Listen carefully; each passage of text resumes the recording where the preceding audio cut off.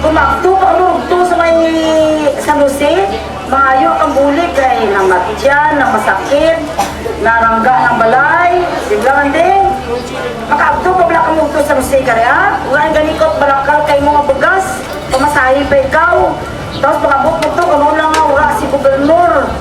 Amura nga, pasalamat kita sa Ginoo, nga masalangan ko pa, ay bataan ko ako, nga mag-abstog itiya kada Webes para mamanaan ko ang inyong hinaptis, ang inyong mga pangmuyo nga bisan paano maanuhan ng gobernur.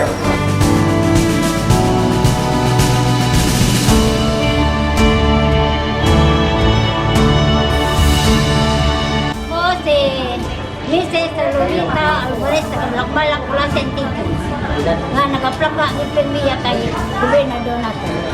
Gabmintas mabuhay ako, plangga din si gobernador.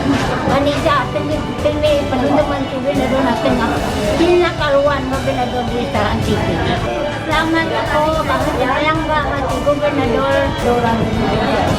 Salamat kami ka ng kaluan sa pag-ata ko naman sa mga wheelchair, nagnami ang pagulang ang aking mga kaisa, kag ang mga anak paglakas. Ganit siya nga bulig, itong naman yung bawal nga kabalasan. Tantang kami, gabi, bigat, buwi. Sunod sa kubat lang ng mahal ang mga Ginoo. Kabay nga sigog sa tagahan sa miyan na lawas ni Lord. Ganit, kasalamat kami simbahal.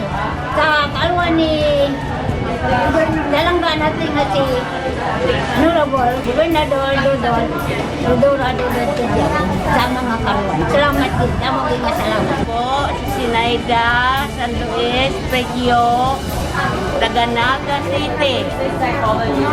Batunan, nag-aulit ko kaya, Batunan Norte, Klase Antique. Salamat po. Ang imaw ko po, mister ko po, si Domingo Balyenas Pilio.